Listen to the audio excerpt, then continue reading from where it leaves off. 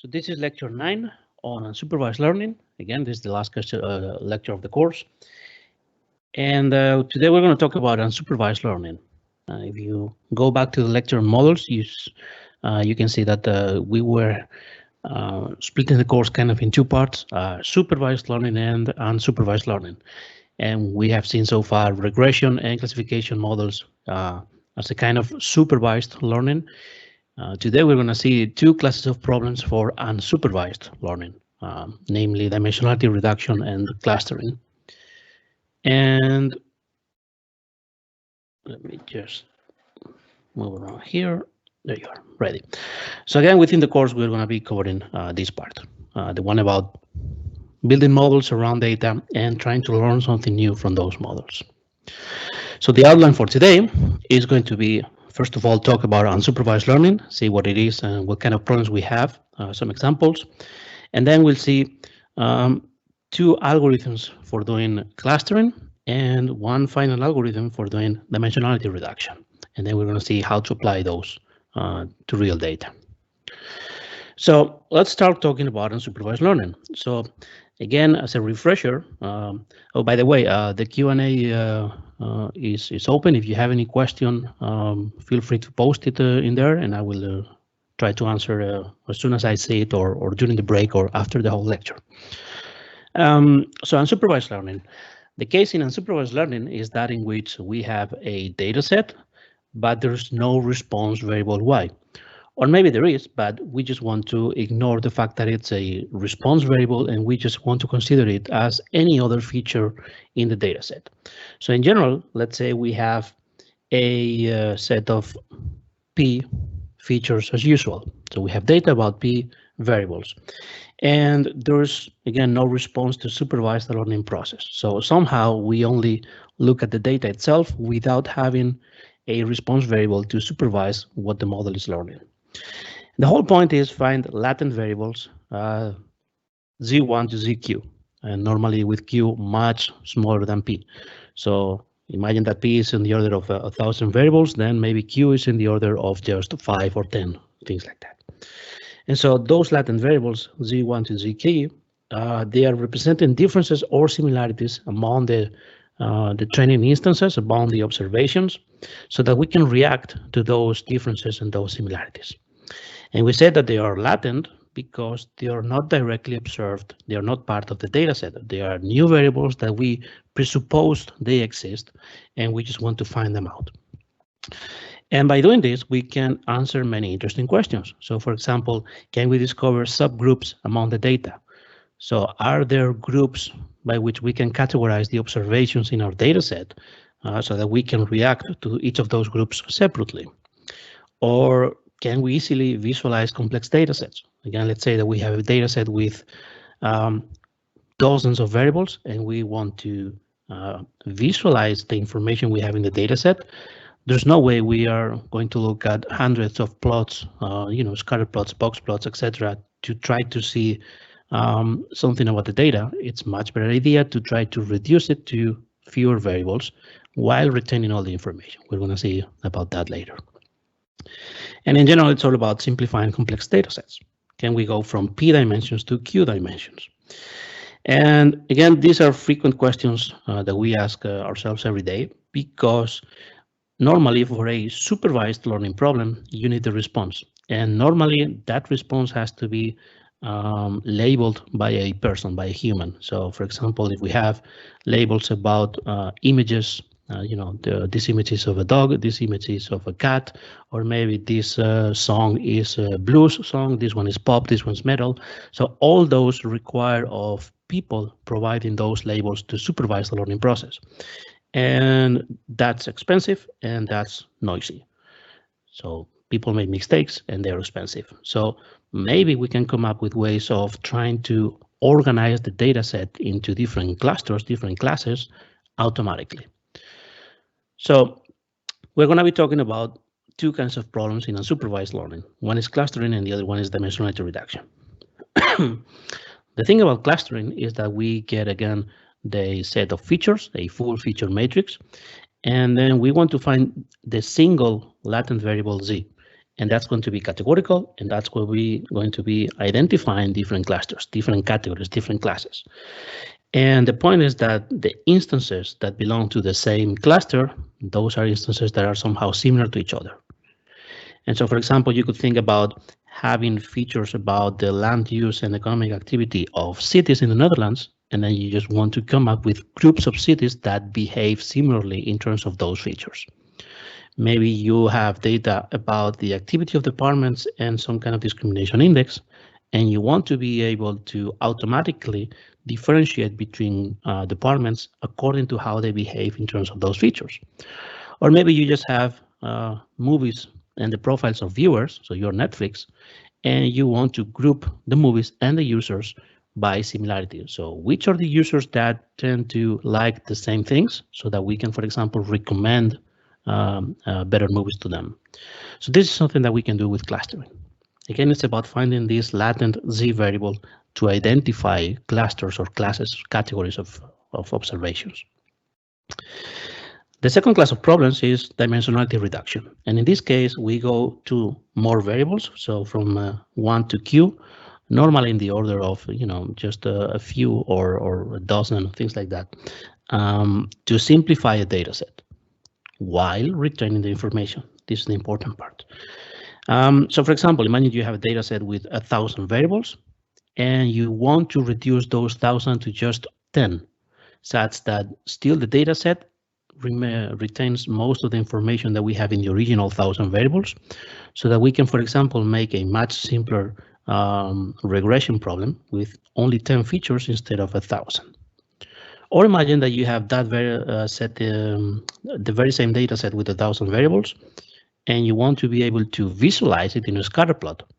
How can we do it if a scatter plot requires only 2 dimensions? Then we can reduce those 1,000 dimensions to only 2 so that we can visualize it. Sounds maybe a little bit esoteric, but we are going to see examples later. So let's talk about clustering first. So again, the idea is find subgroups or clusters of instances, following these 2 principles. Instances in the same cluster should be similar somehow. Instances in different clusters should be different somehow.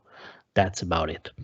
And so this definition of similar or different is typically domain specific. So you are going to be able to explicitly say how you want to measure the similarity or differences among observations, following whatever criteria is useful for your problem.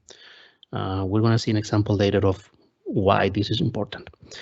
And again, even though you might specify again something custom, there are general metrics, which essentially just look at one vector of features, compare it with another vector of features just by looking at square distances and things like that. And we're going to be talking about 2 families of clustering. One is k-means clustering. And the thing is that we have to pre-specify how many clusters we want to divide the data in.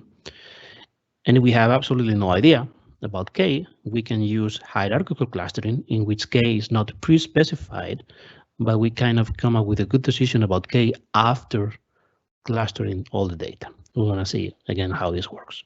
So either we know how many classes we want to have, how many clusters, or we don't. And let's start with the first one. K-means clustering. So you have to make this decision. How many clusters do you want to split your data in? Because it makes a huge difference.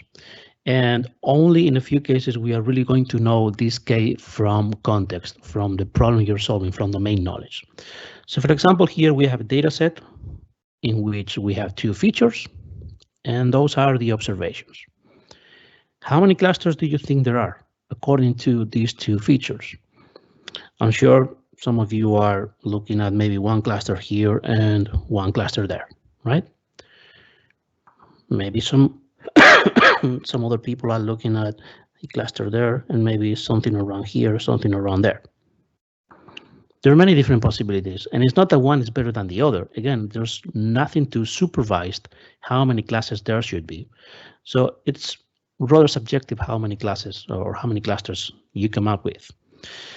So here we have the solution for k-means clustering by specifying different Ks. So again, if we say to the algorithm, identify 2 clusters, this is what the algorithm is going to do.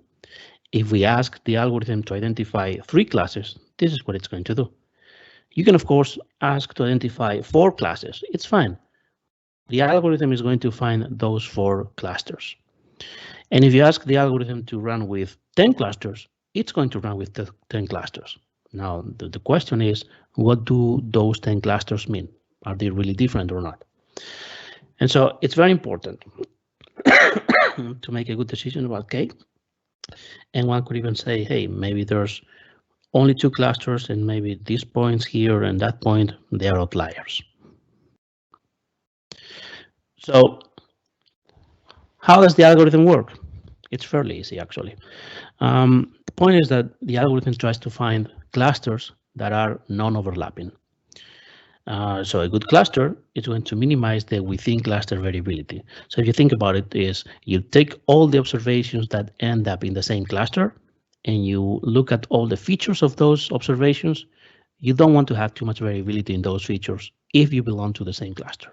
You want to maximize that variability in the features if you belong to different clusters. So you can think about things like the purity of a decision tree that we talked about in the last lecture.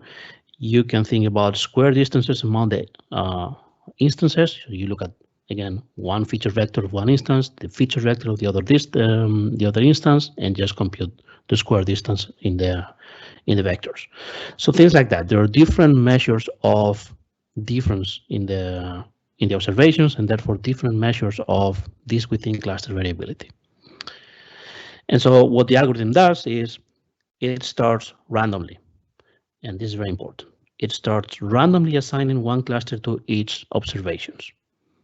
So again, you have to be careful here with the random initialization of the algorithm. And you will see in the lab that we have a random state that we can fix, just like we did with decision trees or random forests or SVMs. You can fix this so that you can reproduce your results. But you have to be aware of this. There's a random initialization in which we randomly assigned every instance to one cluster. And then we iterate this process in step 2. So until there's no more changes, we do 2 things. First, compute what is called the centroid of the cluster. So that's something like the average position of the cluster in the feature space. So you take a look at all the features, try to compute some sort of average of the features, and that would be the center of the cluster. We talk about centroid because we have multiple dimensions. And then what we do is assign each observation in the dataset to the cluster that is closest. So we compute all the centroids and then assign each instance to the closest centroid, and then repeat and repeat and repeat until this assignment doesn't change anything. So the clustering is complete.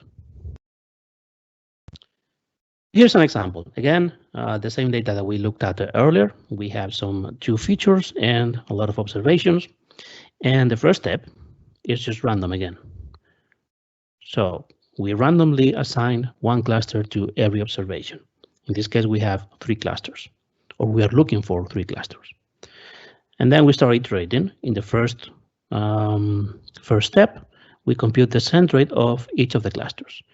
And because the initialization was random, you can see all the clusters are kind of close to each other. The centroids are essentially the same thing because it was random. It's kind of in the center of the feature space. And then in the second step, we assign each observation to the closest centroid. So because the orange centroid is a little bit up north, then all these observations are going to be closest to the orange one than they are to the pink and the green one. So they get assigned the orange cluster. And the same thing for the pink cluster and for the green cluster. They just get assigned to the one that is closest. And then in step 2, we recompute the centroids. And so you see now everything becomes separate after the first iteration, because now the centroid of the oranges is around here, centroid of the pinks is here, centroid of the greens is in there. And then it's a matter of refining the boundaries of the clusters by reassigning observations to the closest centroid and recomputed the centroid. So in the end, if we look at the final results, it will look something like this. So you see, for example, this observation that was an orange, after running the algorithm is going to be a green. So essentially, everything after the first iteration is about refining the boundaries between the clusters. And this is it. This is how the algorithm works to find, in this case, k equal 3 clusters, which is pre-specified by us. If we ask the algorithm to, again, identify 20 clusters, it's going to identify 20 clusters. A different question is, do they mean anything? So let's see.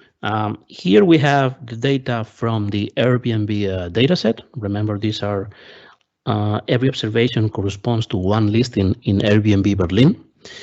And a question that we may ask is, how well can we identify neighborhoods just by doing clustering with the geographical features, longitude and latitude? So here we see the actual distribution of neighborhoods in Berlin. There are 12, I believe it is, and so we have a categorical variable here that we can use to plot these 12 neighborhoods. But imagine for some reason that we didn't have this neighborhood categorical variable. It just doesn't exist in our dataset. Still, can we try to identify neighborhoods by these two geographical features? We can do clustering. And we're just going to say, hey, I know that in Berlin there are k equal 12 clusters. So let's run the algorithm with these two features to identify 12 clusters. And this would be the result. It's just dividing the whole thing in 12 clusters. And of course, it's not going to be a one-to-one map between the cluster and the neighborhood, because we don't just divide the neighborhoods by geographical reasons. But it's doing a good job at identifying clusters of listings according to proximity, because we are using geographical features. And so we could use this data to come up with artificial neighborhoods if we wanted to. And the nice thing about it is that you can change k. So instead of 12, we could say, what about only 5? And then it's going to identify 5 clusters, in this case by longitude and latitude. And this would be the 5 clusters. We can react to these 5 clusters by, for example, trying to see how to apply different policies to each of those clusters. And so the thing about clustering is that we typically cluster using all available features. This is very important. We normally get all the features we have, all P features, and run the algorithm with it. So we're looking for similarities in a very high dimensional space. And now the question is, okay, we get the clusters, we get this variable z. How can we make a plot like this with only 2 features and then use the color to cluster if we're clustering by many features? Well, that's an interesting question. So something that you could do is just choose the 2 most interesting variables in your data set and plot. If you have more than 2 interesting variables, then make several plots. Just look at several plots and use the color or the shape of the point to identify the cluster. It's not necessarily the same variables that you use to cluster. You could cluster by some 8 variables and then use additionally 2 variables that you have about something else and use those to plot the clusters.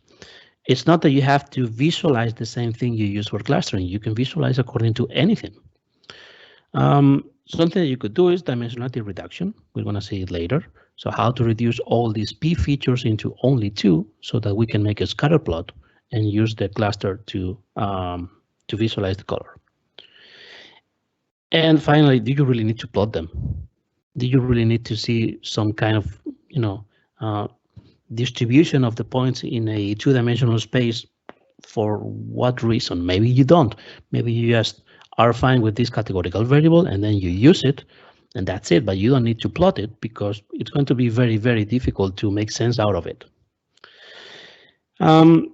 So this is k-means clustering. One downside of k-means clustering is that it only works with numerical features. We cannot use categorical features to compute similarities. Again, there are some extensions, of course, but we don't cover them in the course.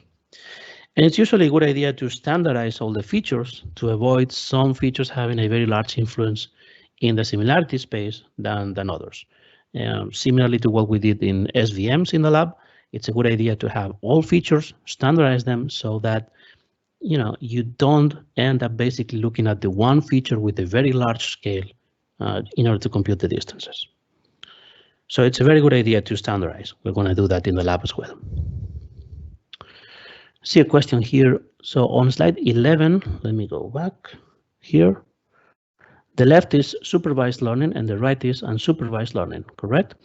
Well, actually, in this case, there's no learning at all. It's just visualizing the data that you have. So this is x1, this is x2, this is x3. You are not building a classifier to predict the neighborhood based on latitude and longitude. You could do it, but it's not what I'm showing here. I'm here showing the actual data, the actual distribution of neighborhoods. And here we are trying to come up with those neighborhoods by clustering. And the nice thing about it is that you can decide how many neighborhoods do you want to identify. But in here, I'm not doing any learning. It's just plotting. Okay, so let's see some more example. Let's say we want to cluster the listings by the price and the number of reviews. And for some reason, we want to find, we want to find only 5 clusters. Then this is what the algorithm is going to do. It's essentially dividing between, something like that. Listings that are very expensive, listings that are somewhat expensive, or listings that are cheaper. And then within the listings that are cheaper, it kind of divides in 3 parts.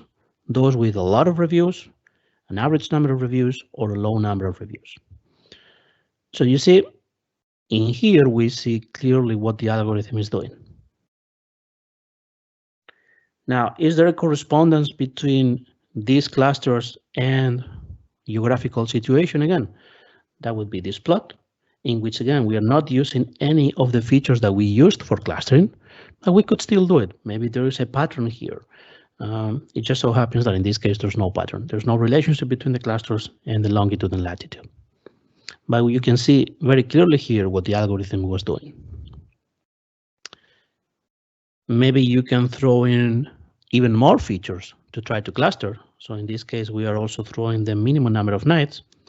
And what we see is that still the clustering algorithm is separating all the listings by the same criteria that we saw earlier. Because if you look at here, differences in the clusters by the minimum nights, there's essentially no clear pattern. There's, again, splitting in clusters according to the y-axis, but not according to the, according to the x-axis, but not according to the y-axis, not according to the minimum nights. So it looks like this feature is not really telling us anything about differences among the observations, because just there's no difference. And again, no difference in terms of longitude and latitude. So if we want to try to understand those clusters by geographical position, we see that it's very much uncorrelated. That's not what the algorithm is doing. We can see it here, what it's doing. And so the question remains, so how many clusters do we want to find? Well, it depends, and there's no clear question. No clear answer to this problem. Still, there are some, rules of thumb. So, for example, what you could do is something like this. You try different numbers of clusters. So in this case, we're trying from 5, 4, 3, 2, from 2 clusters all the way to 20. We run the algorithm, and then we look at the total sums of squares. So this is a measurement of the variability within the clusters. And we see that if we only ask for 2 clusters, there's going to be a lot of variability within the cluster. That's not good. We want to minimize it. If we go to 3 clusters, it's pretty much the same. But you see, as soon as we get to 4, 5, 6 clusters, this variability within the cluster starts decreasing a lot. So something that we typically use is what we call the elbow rule. So imagine that this is an arm, and we're kind of looking for the elbow. So what is the point at which, what is the point at which, if we increase the number of clusters, it's going to decrease, but it's not decreasing so much. So what's kind of a trade-off between the complexity of the clustering algorithm and the performance? And so if you ask me in this example, I would go for somewhere between, I don't know, 6, 7, 8, 9, somewhere around there. Oh, sorry, that would be the elbow. And if you want to think of it more geometrically, you see that all these steps are kind of going south. So as soon as you start going east, that's more or less where the elbow is. And you can make that decision. Of course, you can do cross-validation. So in the sense of trying to use a training set to come up with the centroids, with the clusters, and then you use a test set to see how well it's distributing new data in those clusters. Of course, you can just visually inspect what's going on. So if I try to plot the data, do I see some clear improvement in increasing the number of clusters? And of course, if you have some other categorical variable, like in our case, we have the neighborhood, you can always use that number. So if we know there are 12 neighborhoods, maybe we can just use 12 classes or 12 clusters. If we have a categorical variable like the room type, remember that the listings had a categorical variable saying whether they are the whole thing, whether they are a private room or a shared room.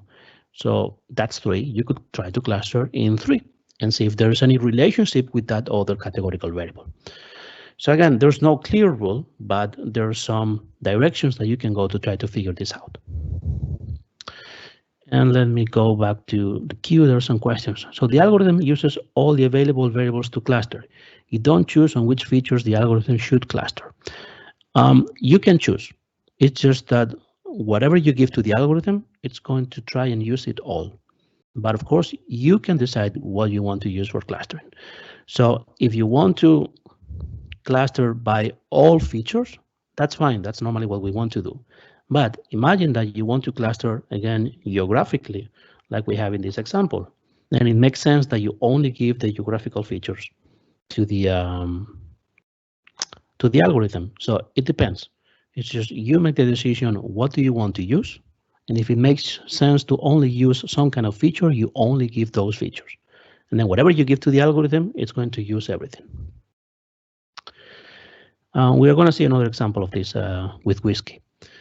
There's another question. And so when you visualize the data, whatever variable you choose to visualize in the plot, the clusters don't change. Exactly. So the point about clustering is, again, finding this latent variable z. And it's not going to change. Once you run the algorithm, that z isn't there. It doesn't change. Then you can try to find relationships between z and the other variables. But z doesn't change. Once you run the algorithm, that's it.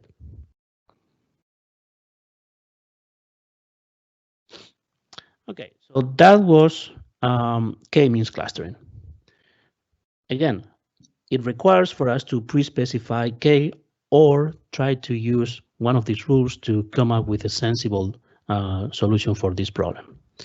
Now, if we do hierarchical clustering, we don't have to pre-specify this.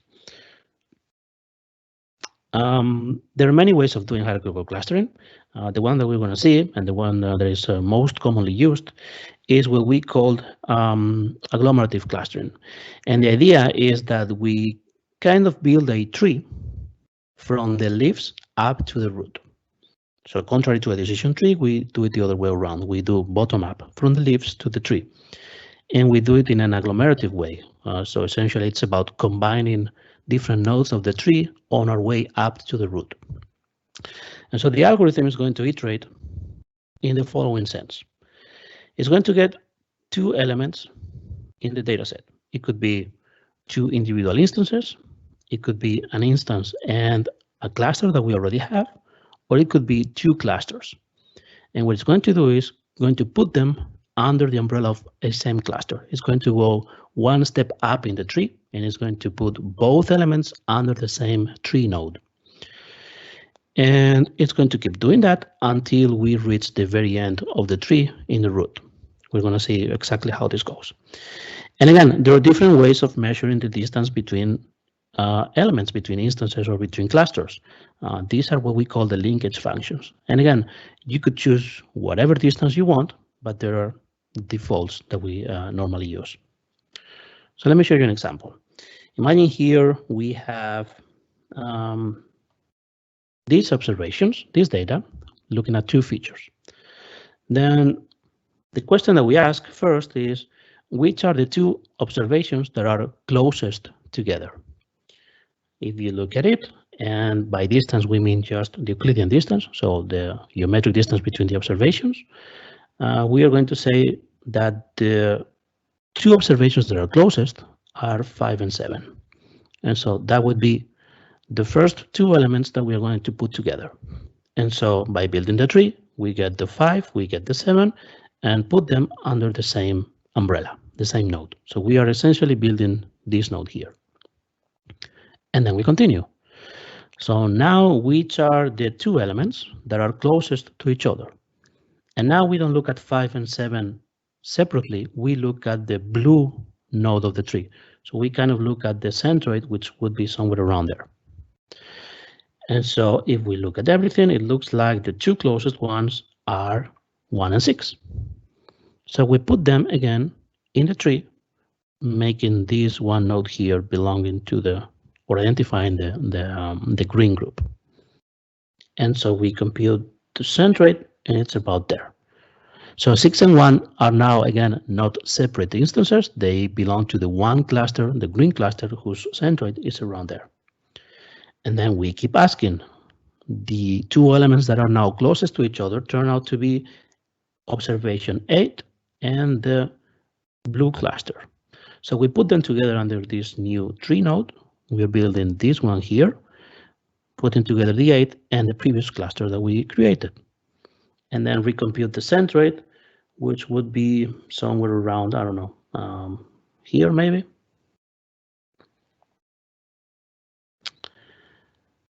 And we continue. Then the next one would be 4 together with the previous cluster of 1 and 6. And we continue all the way up to the tree, sorry, to the root that would be around here. And so by looking at distances among elements in the feature space, in this case we only have two features, but again, this goes to multiple features. We build this tree all the way up from the very observations to a root decision. And so there's a data set about whiskey. You're going to see it in the upcoming lab. And it essentially contains data about all these brands of whiskey. I believe they are in Scotland, of course. And the features that we have are 12 taste categories. So there was a bunch of people who were tasting the whiskey and providing a score between 0 and 4 along 12 different taste categories. And in principle, we have no idea how many clusters we have. We could just see run hierarchical clustering. It's going to start putting together all these whiskey brands according to these 12 features, and we work our way up to the root. And so in here, you can start identifying clusters by looking at the distribution of the tree. This, by the way, called the dendrogram. So for example, we could see that we can identify maybe 3 clusters in there if we go this high in the tree. And so one cluster would be everything up to here, and the other cluster would be everything up to there, and then this part. So somehow these instances, according to these 12 features, are more similar to each other than instances there, for example. So by visually inspecting the dendrogram, we could see what is an appropriate number of clusters. Maybe we want to go one step farther and stop in there. And we further divide the features, or sorry, the observations in here. And that is the point. So we can decide after running the algorithm how many clusters seem to be appropriate for our data. And what we do is prune at a certain height.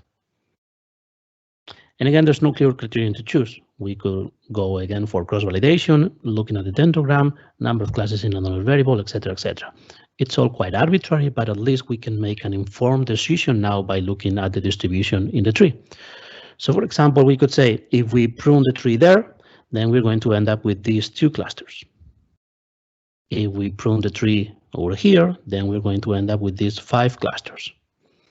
And of course, you can, it's not that you have to cut always at the same height. You could arbitrarily cut here, there, there, there, here. If it makes more sense, you can start making things like this manually. But again, normally we just look at this horizontal cut line and that's it. And that's hierarchical clustering. It's about, finding this tree to organize all the observations, and then afterwards decide what's an appropriate K. There's, by the way, a hybrid approach in which we do this hierarchical clustering. We find a sensible solution for K, then we can identify the centroid of each of those, and then using that as a random initialization for K-means clustering. This is a hybrid approach that it works fairly well. But anyway, so we get to the point of how do I interpret the cluster? So, okay, we find this new variable Z. What does it mean? What is the algorithm doing?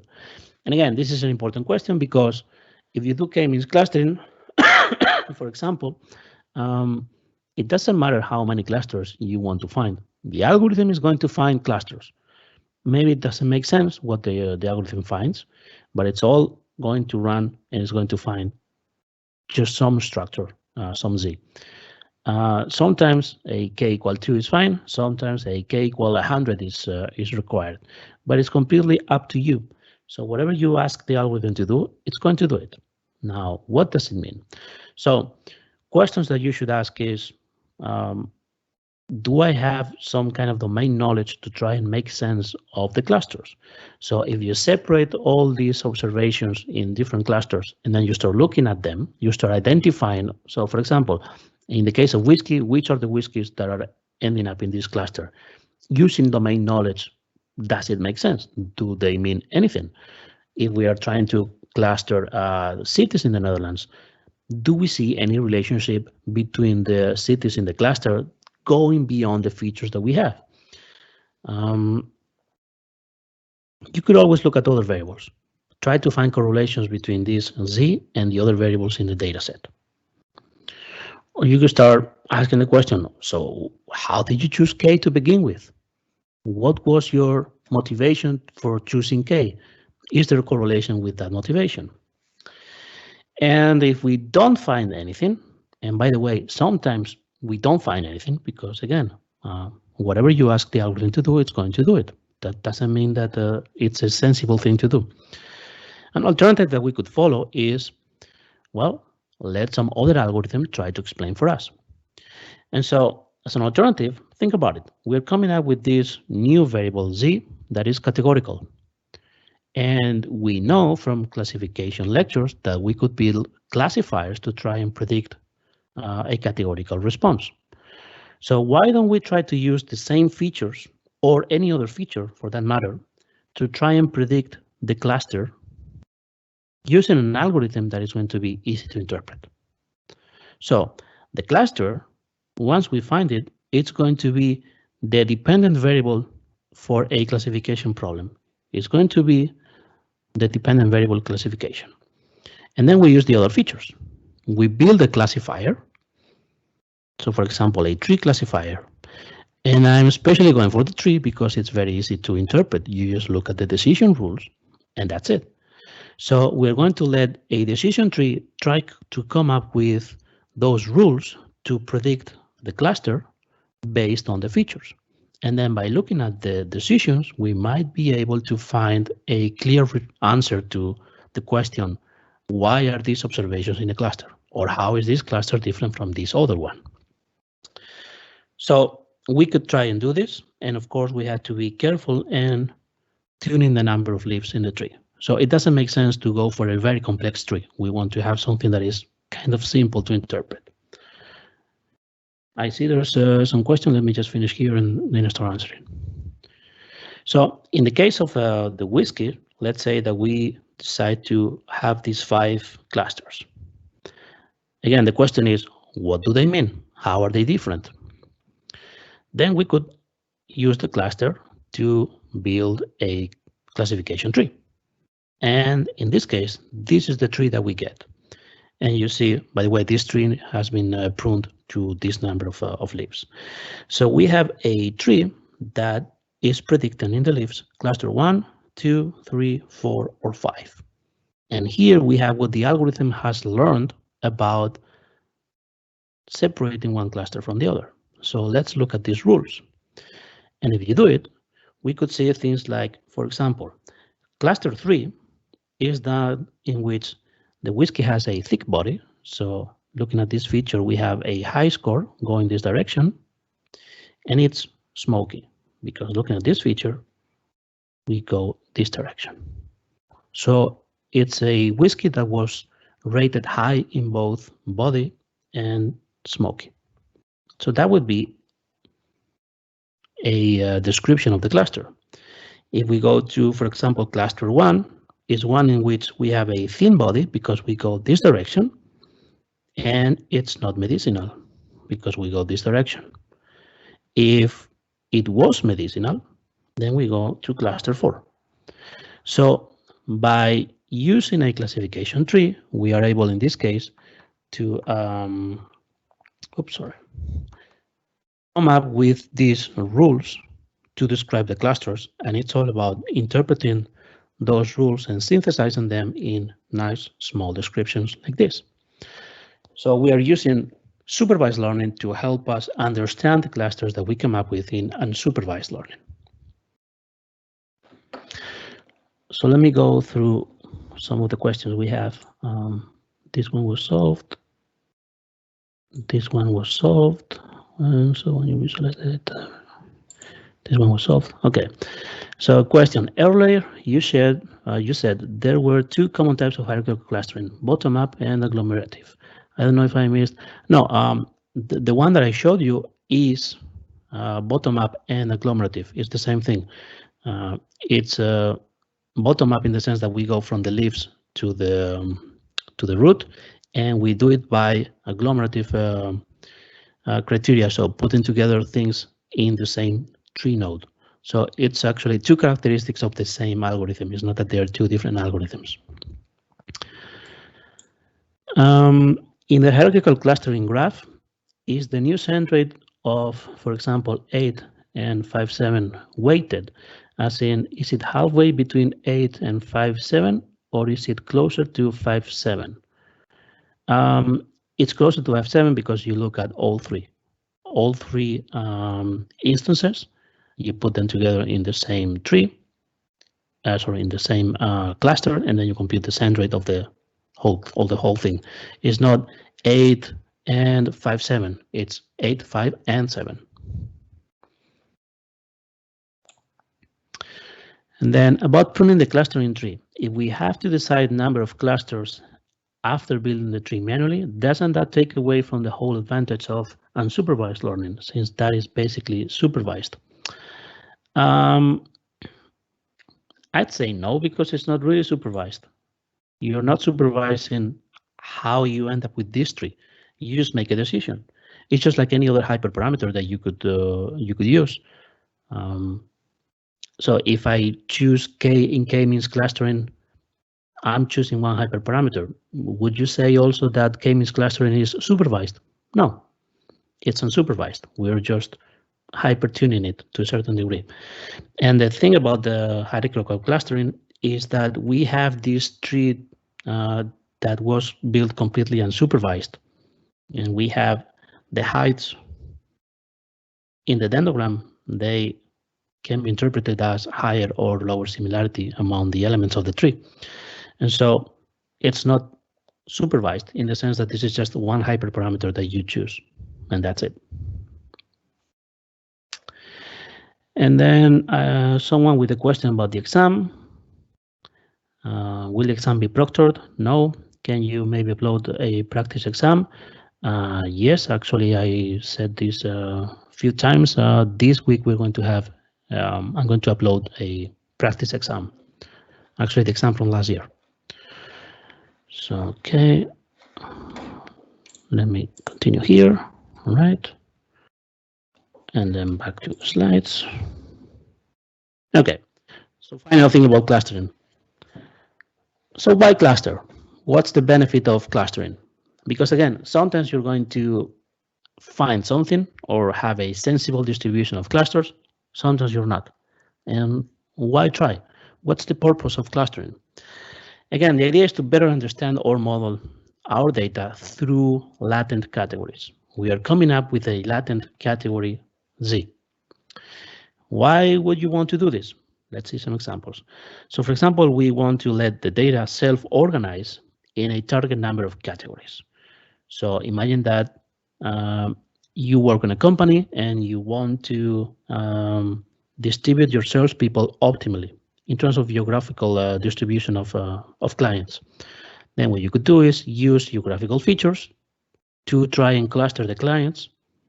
What is a number K? The number of salespeople that you have. What is a sensible distance between clients? Well, you could just do Euclidean distance, or you could use travel distance between the different clients. So how long is it going to take a salesperson to drive from one client to the other? And so you see, this is a case in which you use two specific features, so the position, and you use a specific distance function that is not just the general one. You could use the travel time between clients. And this is going to allow you to come up with clusters with a specified K, which is the number of salesperson. And it's just letting the algorithm do this decision for you. So which clients should each of my salespeople go visit? You could do clustering. Another case is, imagine you work in Netflix. So you have movies and you have users. Something that you could do is try to do customer or product segmentation, a user and movie segmentation in this case. So which customers, which customers have similar interests, so that we can tailor the advertisement to them. Or imagine that you work in Bolt.com and you have a lot of features about products and a lot of features about users and profiles and the previous sales, etc. You could try to find clusters of customers to try and better understand them. And so if, for example, you are able to find a cluster of people who are very much into one specific type of product, you are going to target those users specifically with that kind of product. And that's something that you could try and find out automatically via clustering. So you do clustering and then you try to understand what the clusters mean, and then you target each of those clusters individually. For example, you could try to come up with noisy labels that are presumably there. So imagine that you get a data set about animals, but you don't have any label telling you which animal is in its picture. So you could try to get all these features about the image and try to do clustering. And if, for example, the images are between cats and dogs, it's very, very likely that the clustering algorithm, without any idea of what it's doing, just by looking at the features, it's going to separate in two classes. One is going to be mostly cats, and the other one is going to be mostly dogs. And again, it's not that the algorithm knows that it's identifying or is learning to identify those two animals. It's just finding those observations that are similar and different in the feature space. And that's probably going to be cats and dogs to begin with. So if you don't have this label of the animal, cat and dog, you could try to do clustering such that you get a noisy label of cats and dogs, and you can do that automatically. Maybe something that you want to do is, I don't know, I work in TEDx and I want to start having panels of experts talking about something, but I don't know who to put with. So what kind of panels should I create, or who should be in a panel in a conference about whatever topic? So if you get this list of people, then you may have features about their interests and what kind of topics they talk about. You could try and come up with clusters of a fixed size to try and see who should I put together with in order to maximize some kind of measurement of affinity for a discussion. So you could do this with clustering. And of course, you can do clustering as a means of exploratory data analysis just to better understand before supervised learning. So for example, if I look at the data set that I have to do supervised learning on, are there clear groups of observations? Are there clusters that are not identified, but if I identify them and I build a separate model for each of them, a separate classifier, for example, or a separate regression model for each of those clusters separately, maybe I get a much better performance. So I build one model per cluster. Does that make sense? Or what if I use this Z variable in the classification model or in the regression model? Does that help me somehow build a better supervised model? Because this Z was built by looking at all the features together, as opposed to what we do in a supervised learning model. So these are all cases in which it makes sense to do clustering first, because they are going to directly solve a problem for you, or they are going to help you better solve a subsequent problem. And again, sometimes there's just no result. There's nothing sensible to find via clustering. It's not that whatever you do, you're always going to have meaningful clusters. Sometimes you don't. It's just a matter of having right features and a matter of really this latent variable existing or not. So this is clustering. Again, a way to better understand our data. And the second part would be principal component analysis. But we're going to have a break here. I see it's 20 to 12. What do you say? We have only 10 minutes, and that way we can start or we can end earlier. So let's come at 10 to 12, and then we continue. If you have more questions, just post them and I will answer them after the break. See you in a minute.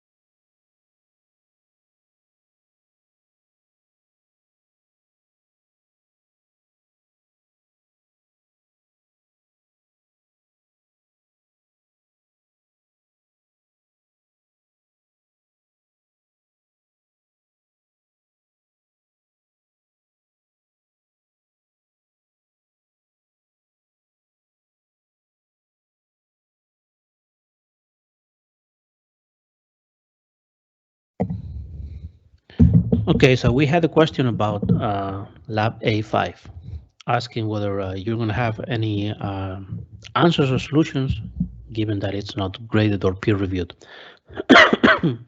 um, well, the answer is no, because A5 was intended for you to see a, a, a complete walkthrough and analysis with a very clear example of the problem of not controlling for other factors in your analysis. And so again, this was the problem of trying to answer this question, whether people are taller in country A or country B.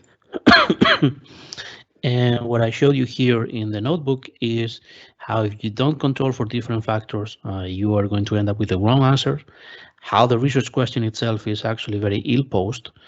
And in the end, there was an exercise for you. So in the original data, there was no control for this.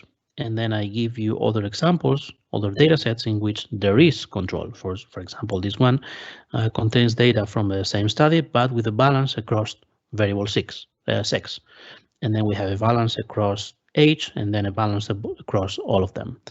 So the idea here is that you go through the data and try to run the same analysis, first not controlling for anything and then controlling for it, and see how they're different.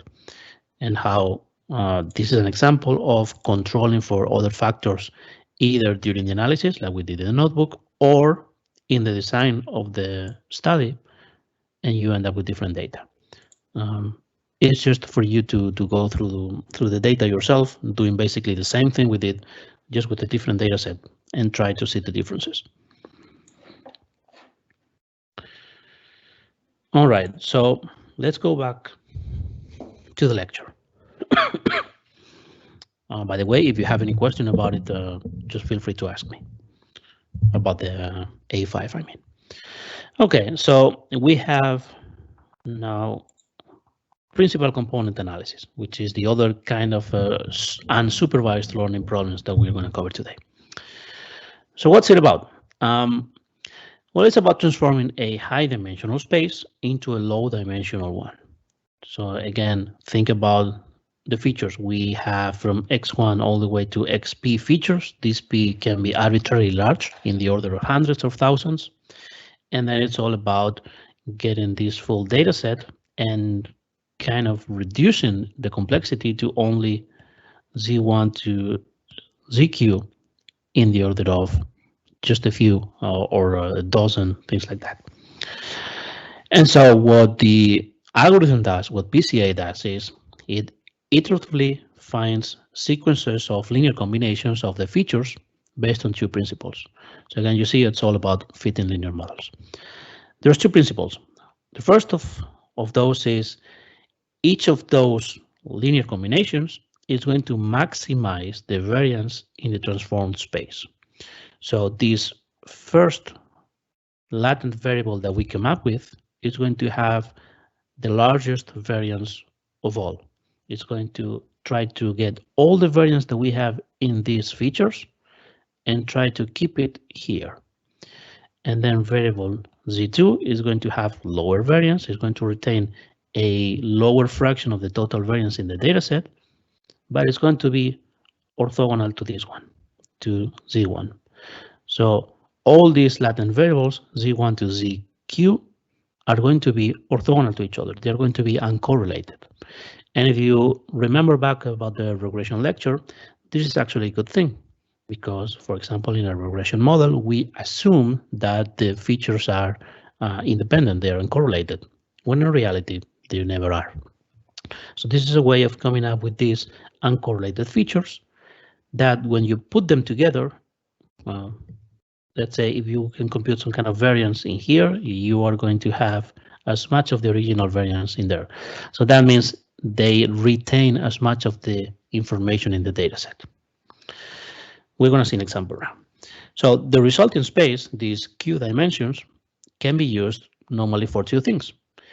You could visualize the whole data set in a low dimensional space. So for example, if you only reduce the data set to Q equal to variables, Z1 and Z2, then you can just make a scatter plot. and see how the variables are organized. And of course, you can use a third variable to choose a different color, a fourth variable to choose a different size of the point, a different variable to use a different shape, so squares, circles, triangles, crosses, things like that.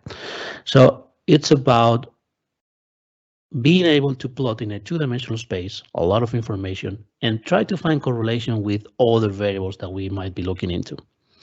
That's one idea of dimensionality reduction. The other idea is just to simplify a learning process.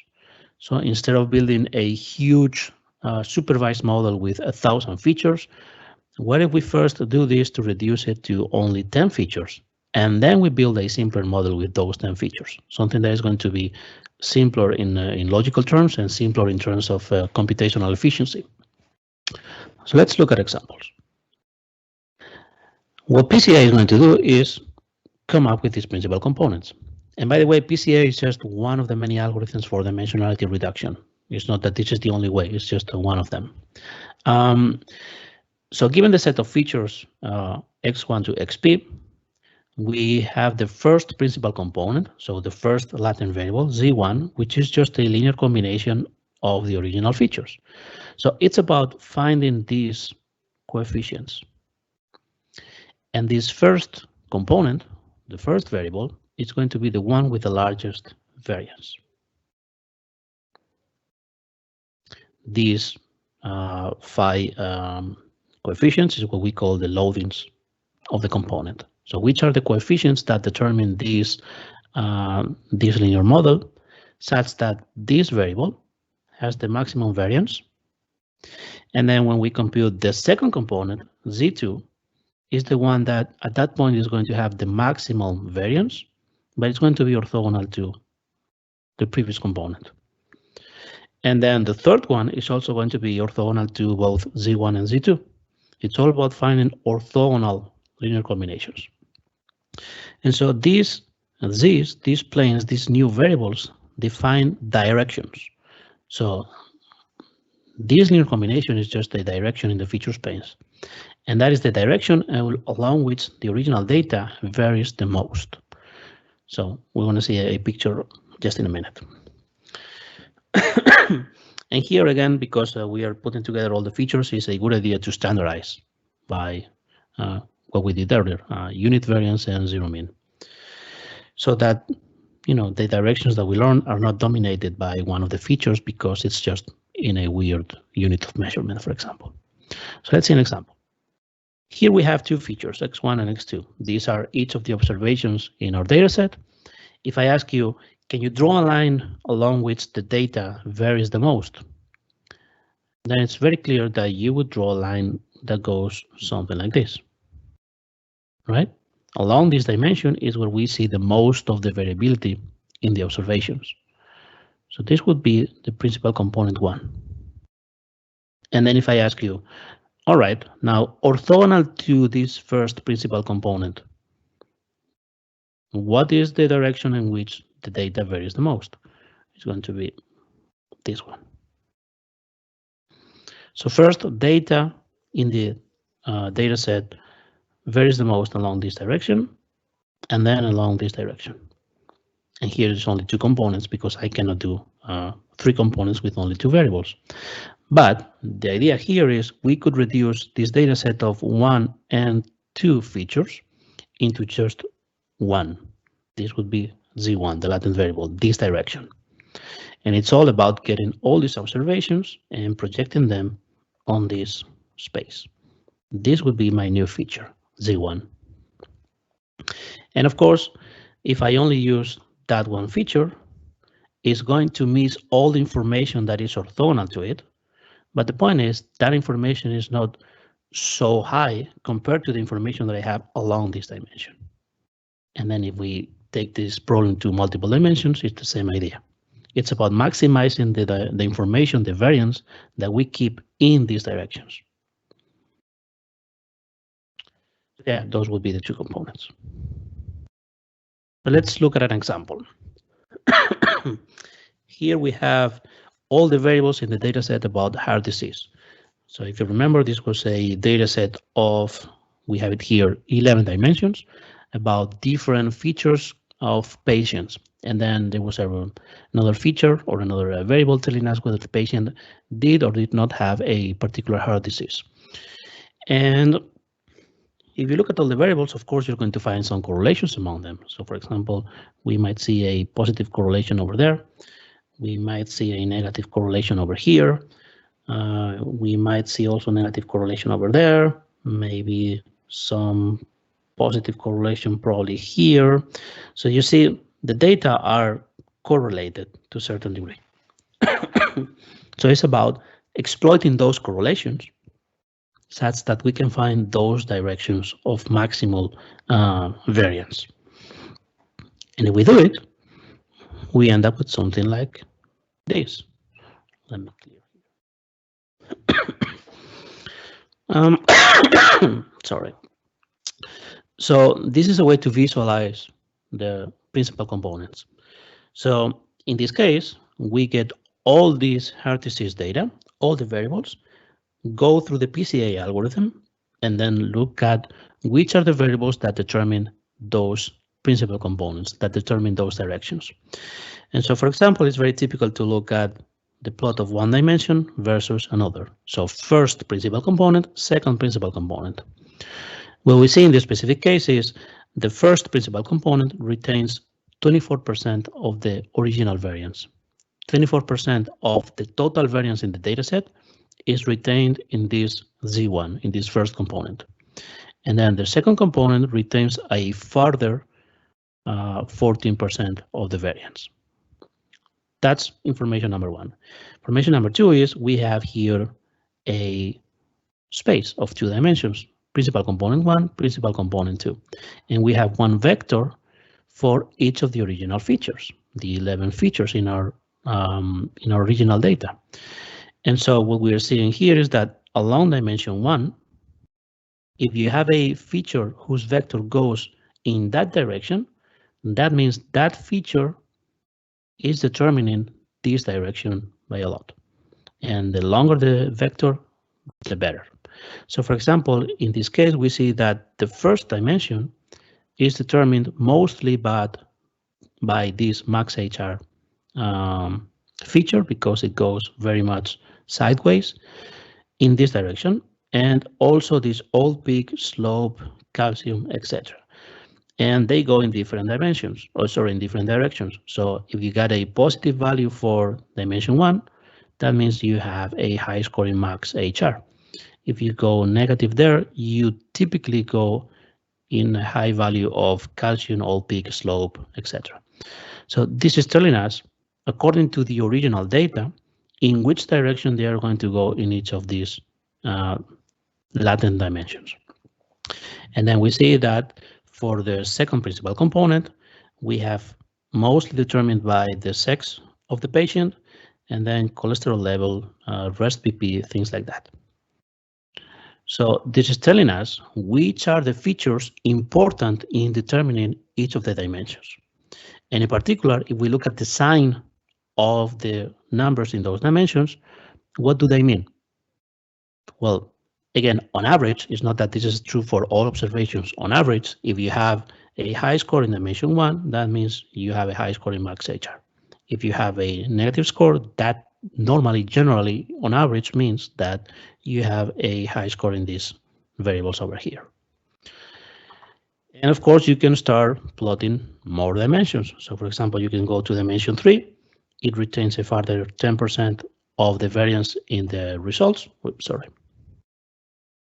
And we see that it's determined by these variables, but not so strongly as in dimension 2 or in dimension 1. And so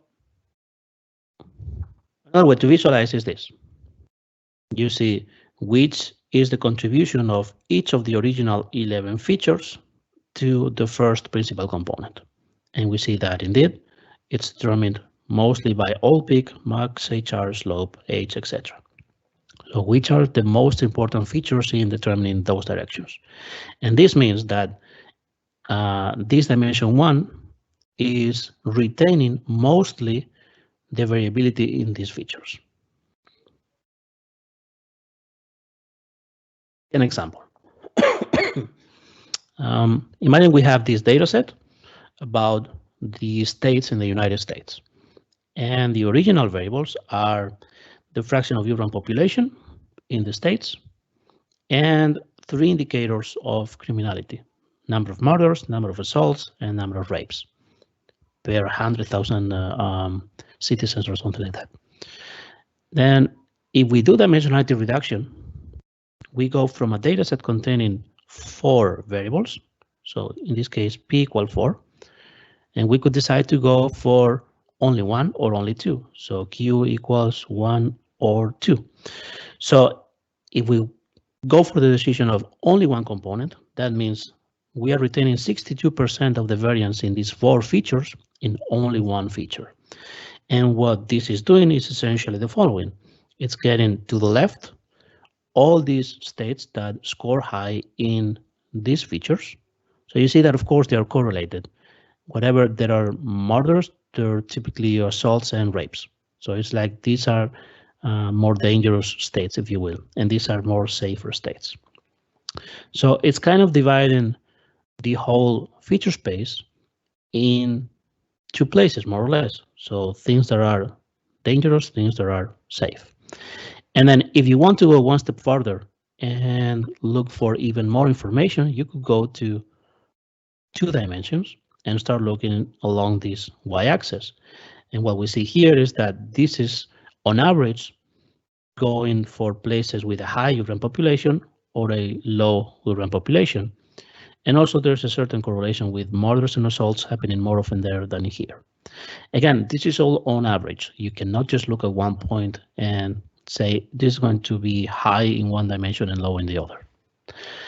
And so this is a way to visualize a 4-dimensional feature space in only 2 dimensions or only 1 dimension. And what we see in this case is what it's doing is kind of separating safe from unsafe states. And you can go further. So imagine that we did or we ran a clustering algorithm on this data set. So we got all the 50 or 50 something states, I don't know, from the United States, and we run a clustering algorithm. And let's say that we chose, in this case, k equal 2. Then the colors are identifying the clusters. And the question we had earlier is, how can we make sense of the clusters? What do they mean? And further, we have p equal 4 features. So how do we visualize these 4 features plus the 5th feature identifying the clusters? How can we do it? Well, you can't unless you start reducing variance, also reducing the number of dimensions. And so what we do is we run a PCA and use the first dimension and the second dimension to position each of the states. And then we use another aesthetic of the plot, in this case the color, to identify the clusters. And what we see is that the clustering algorithm, what it was doing is separating more or less around here. And if we look at the vectors, what we see is that the clustering algorithm, what it learned was the difference between safe and unsafe states. So the very clustering algorithm learned how to do this. It identified these 2 groups. Let's say that you did k equal 4, because you thought by looking at the elbow rule that it was a more sensible decision. Then you can still visualize using PCA. So you get the full data set, then you reduce the number of dimensions to only 2, you plot, and then you use the color to identify what the clustering algorithm learned. And you see that what it identified is again something like what are the places that are safer or unsafer, and then whether they are rural or urban. So the algorithm was actually identifying this, states by safety and population. So let's say you want to send your kid to college, then you might be interested in avoiding these states because they appear to be more dangerous. Again, this is an average. I'm never saying don't send your kid to South Carolina because it's dangerous. And if you're looking for something that is not as urban as, I don't know, New York, then you could go this direction. So you see, we could do something like visualizing clusters fitted on multiple dimensions in a just two-dimensional space by doing PCA. And it's all about interpreting these directions or looking at the loadings that we had in here to see which are the features determining each of the principal components, and then try to make sense of it.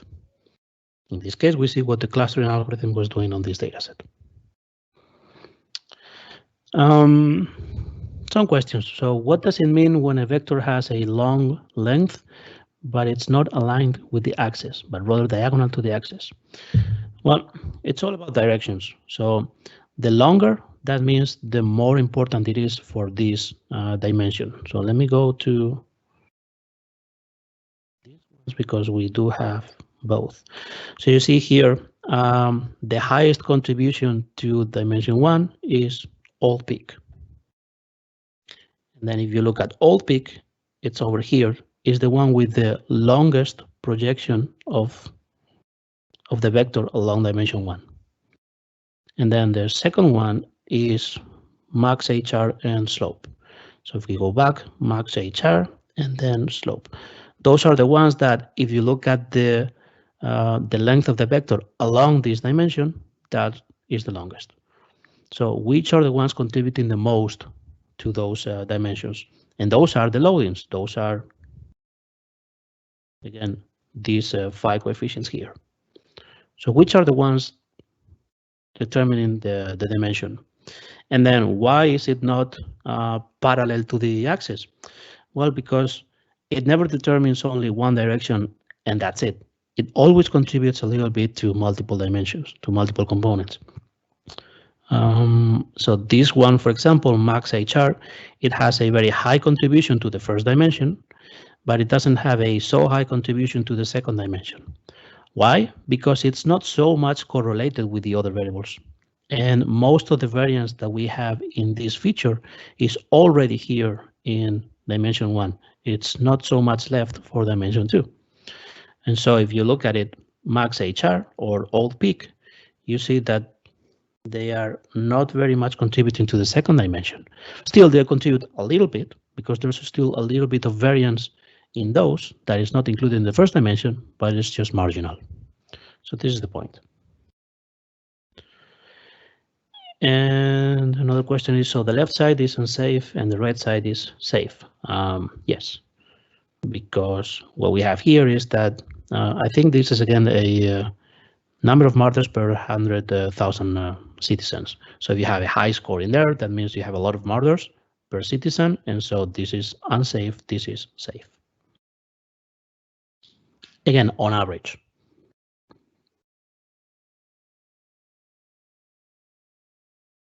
So this is how we can use PCA to essentially simplify a dataset. And what we have been doing here is simplify a dataset for the purposes of plotting. So we go to 2 dimensions to make a plot like this, and to make plots like this to try to understand what clusters are telling us, if they are really telling us anything. So of course we can do the same thing with the whiskey data. And what we have here is the 5 clusters of whiskey that we identified earlier. If you remember, we had 12 different features, 12 different taste categories. So what we do is use those 12 features, do PCA, and then start plotting using the first 2 dimensions. And these are more or less the clusters that we have. And so we could see something like the green cluster. It's all around here. So that means whiskeys that are very much medicinal and with the tobacco taste, smoky, sweetness, I mean opposite on sweetness, etc. And by the way, here you have a vector that is very much aligned with the dimension. So that means in this case, medicinal has a very high contribution to dimension 1 and pretty much nothing to the others. So again, we could try and use PCA in this sense to try to come up with descriptions of the clusters by looking at these directions. So which are the features that determine the directions? And then by looking at where in this space the clusters are, you try to come up with these descriptions. And then finally, we can do PCA for dimensionality reduction in the sense of simplifying a learning process. So this is how a standard supervised learning framework works. So we get some training data, and that means we have from 1 to p features and a response variable y, and we have n of those. So we have a data set of n observations from p features and 1 response variable. We get that training data and we feed the model. Then how can we make predictions from the model? If we have a new observation, so that means the values for the p features, we just run the model with those p features and we get the estimate for that new observation. And if we want to evaluate the model, we typically use some kind of test set or cross-validation or whatever. Now, the point is that this model optimizes some criterion. So in regression, we optimize maybe the R-square. In classification, maybe we optimize the accuracy or the F-score, whatever. The point is, this model is built such that it maximizes the accuracy in the training set based on all the pairs of prediction and true score for all the n observations in the training set. That's what standard supervised learning is about. You get a training set and then you build a model such that it's optimal in a sense according to the predictions that it makes in the training set. How can we do this with PCA? The point is that if this P is very large, let's say in the order of thousands, this process is going to be very time consuming, very complex. You're going to end up with a huge model that takes forever to train. So how can we simplify this? Well, the idea is first, we're going to do PCA to simplify the data set, and then we train the model.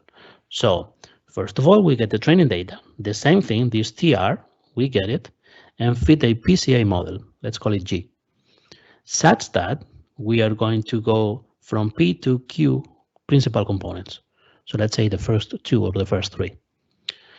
Now, an instance, these P features, the P feature values, is going to be reduced by going through this model. So we're going to use the PCA model to project the P features onto only Q. And so instead of having the original value, we're going to have the position of that observation in each of the principal components, each of the directions. And then we fit the model, this classifier or regression model or whatever it is, on the reduced training data. So we have the response, and now we use the reduced features. So the Z's instead of the Q's. If we want to make a new prediction, then it's all the same. We use the same model, the one that we trained, but instead of feeding to the model the original data, we transform it with PCA. So we first transform the features and then we run the model, of course, because the features are essentially different. And the point is that now this model that we train is not optimizing the original data. It's optimizing the reduced data. It's optimizing this reduced data set. So in a sense, it's going to probably achieve a lower performance on the original data, but the point is to get to a good trade-off between complexity of the model and the accuracy of the model. So the difference again is important. Here, in a typical scenario, we maximize the accuracy on the original training set. Here, we maximize the accuracy of the model in the reduced set. But the problem is a lot simpler. First, it's going to be a lot simpler to fit this model because we have many fewer dimensions. And I forgot what I was saying. Yeah, so it's going to be simpler to do that. The model is going to be simpler and it's going to be more efficient to train. So let me show you an example. If the PCA model is any good, then both accuracies are going to be more or less the same. The model is going to be more or less the same. It's just simpler. And note that if we have a test or a validation set, then the model accuracy is computed using the same PCA model. It's not that we refit the model again if we use cross-validation or something like that. So this G model, this PCA model, is trained on the training set. It's not that we train it again given new data. We have to fix it. So let me show you an example. Here we have the heart disease data again. Remember, this is 11 numerical features and 2 categorical features about patients. If we build a decision tree all the way using all the features, we have an accuracy of 88%. And this is the tree that we come up with. You see it had 1, 2, 3, 4, 5, 6, 7, 8, 9, 10, 11, 12, 13, 14, 15, 16, 17, 18, 19 leaf nodes. Let's say that you want to simplify this. How can we do it? Well, we get the original data and we do PCA. And let's look at the dimensions. It looks like the first dimension alone is already retaining like 25, 24% of all the variability in those features. And then the second one is going to retain another 13, 14%, etc., etc. So it looks like if we use 1, 2 components, 3, we might be able to make a good model. So instead of using all 11 features here, maybe we only use 1, 2, or 3. So what would happen? Let's say we use 3. So we use principal components 1, 2, and 3, and the 2 categorical variables that they're categorical, so we cannot go through the PCA model with. If we build a model, the tree, then we have an accuracy of 87%. So see, we have reduced a problem of 11 features to only 3, and we have basically the same accuracy. The supervised model is essentially equally good. And if you take a look at the decision rules, you see that they are referring to the principal components. Principal components and the categorical variables that we had. Again, we cannot do PCA with categorical variables, so they are used just all the same. Can we go further? So let's say we go to only 2 features, only 2 dimensions. Yes, the tree is a lot simpler, and it's 86% accurate. And if you see it, you can do a lot of pruning here. So this is always yes, this is always no, this is always no, this is always yes. You could further prune the tree, and it's going to work just fine. And you might wonder, how can we go to only 1 dimension? Let's use only the first principal component. So we use only 1 feature in the tree, numerical feature and the 2 categorical features, and the accuracy remains at 86%. So we are losing only 2% points in accuracy, but we are going from a problem in 11 dimensions to a problem in only 1 dimension. And if you see, you can further simplify. There's all no's, yeses, etc. And of course, the first decision is made based on principal component 1. When we were having more trees, or sorry, more dimensions, then everything is about principal component 1. That is by far the one making the best separation between the classes. And then in the end, we use principal component 2. When we had 3 components, you see it's all about principal component 1 and then principal component 3 over there to further separate. But what we see here is that the most important feature, the one that is more towards the top, is of course principal component 1, because it's retaining most of the variance in the original data set. So it makes sense. So in this case, we can use PCA to reduce a classification tree from 11 dimensions to only 1 and have basically the same accuracy, just by doing PCA. And so the question remains kind of similarly to clustering. So how many components? 1, 2, 3, 4, how many? It depends on what you want to use PCA for. So if you want to do visualization, then typically you just use 2 so that you can make a scatter plot. For dimensionality reduction in the sense of simplifying a learning process, then it depends. What you have to do is look at how much variance each of the components retains, and then stop when it barely changes. So it would be looking at a plot like this and seeing where it doesn't make sense to go further. So it would be something like an elbow rule, again, somewhere around 3, 4 components maybe. Hey, you could always cross-validate the model and see what happens. So if I cross-validate, and then in every iteration I do PCA, I train the model, etc., and then test on an unseen data set, then you might be able to cross-validate the number of components just like any other hyperparameter. It's the same idea. This is just one more parameter of the model, so you can try and do cross-validation and tune it. And as I said, PCA only works with numerical features. So we have categorical features. You cannot use them in PCA, but you can still use them for visualization or for training the supervised learning model, just like we did in here. We are using the one principal component, but the same two categorical variables like you have in here. Again, there are other algorithms to do dimensionality reduction with categorical variable. So if you're interested, you could look at multiple factor analysis, but we're not going to cover them in the course. And this is the right point probably to answer another question. So we had a question about what other algorithm strategies are there for dimensionality reduction. I can tell you one specifically. It's called TS&E, which was actually developed here in Delft.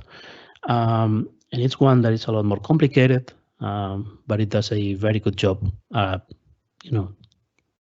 identifying all this, identifying these dimensions of maximal change and everything, so that we can run TS&E to make scatter plots of very high dimensional data. So to sum up, what we have seen today is, in general, what unsupervised learning problems are. And again, the important characteristic is that we don't have a response variable that we look at when we're fitting a model. We are using the very data itself. All the features try to find commonalities and similarities, directions of maximal change, splits of the data that minimize differences among the observations, all in the direction of trying to come up with latent variables, whether 1, 2, or 3, that allow us to better understand the data, or to find structure that is missing in our features, but should be in there. And we've seen 2 algorithms for clustering and 1 algorithm for dimensionality reduction. And so if you want to continue reading about this, I suggest these 2 sections of the book on principal components. Try to better understand them. And there's another section that is, it goes into practical issues when clustering. What are the kind of problems and things that you have to consider when you do clustering for real? And let me see, we have another question. Let me just clear this up a bit. So do the Z variables in PCA have units like GLJ? I don't know what GLJ are, but do they have units? No. Well, this is a interesting question.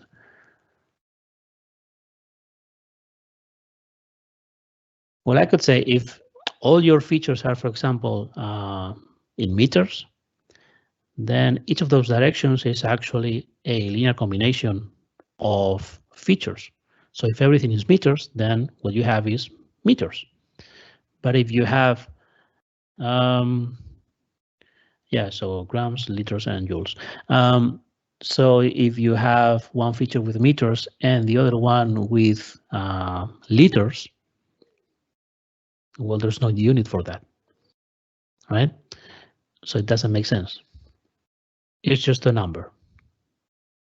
And because we are, prior to PCA, standardizing everything, the important thing is that those 2 are going to be kind of in the same scale. So regardless of whether you have meters or kilometers or millimeters, they are all going to be the same, as important, equally important for determining the coefficients of the direction. So again, this is the first time I see this question actually, but that's a very good point. If all your features are the same meaning, like they are distances, meters, things like that, then yes, you can interpret the direction in that sense. If not, then I don't see a sensible decision for units.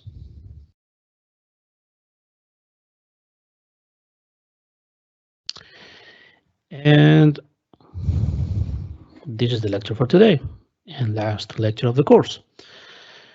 Again, I'm going to remain here a few minutes in case you have questions. As usual, I'm going to upload the recording to YouTube as soon as I get it. The slides are in there, and the lab should be out tomorrow, and there's another set of exercises. And sometime this week, again, I'm going to post the exam from last year with answers. And probably what I will try to do is set one day that we can meet online to go through the solutions in case, I'm sure there are questions or just to clarify certain parts of the answers of the exam. But hey, other than that, I think this was it. Next week, there's going to be a Q&A for this lecture and any other thing of the course, really. I have to say, I typically have only like between 10 and 15 people in the Q&As. Try to use them if you have questions about the lectures and the materials, because the exam is coming up. So that's it. Hope you enjoyed. I'll be here a few minutes, and if not, see you next week. Bye.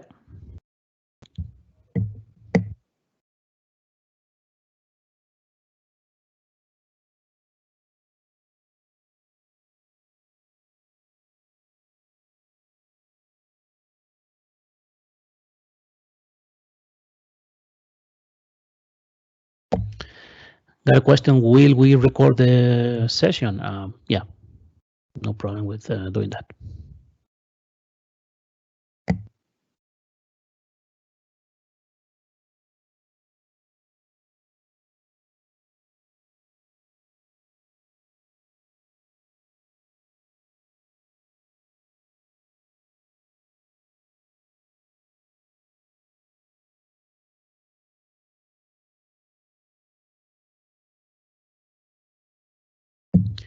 And by the way, I posted two announcements today.